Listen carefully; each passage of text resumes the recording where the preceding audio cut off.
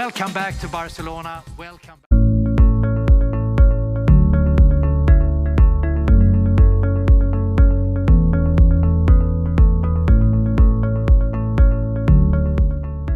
MWC Barcelona 2023 MWC GSMA द्वारा आयोजित एक एनुअल ट्रेड शो है जो मुख्य रूप से मोबाइल कम्युनिकेशन इंडस्ट्री को समर्पित है।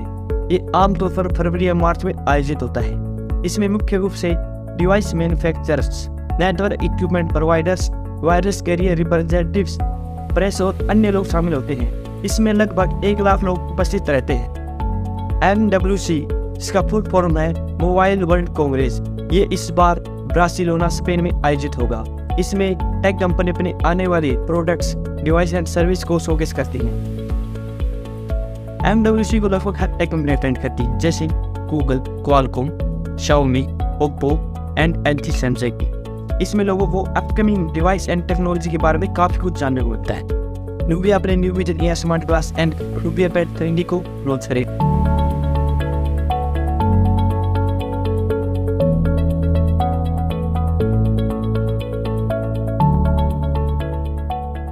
MWC 2023 इसमें Xiaomi अपने साइबर वन ह्यूमनॉइड रोबोट्स और साइबर डॉग को शोकेस करेगा।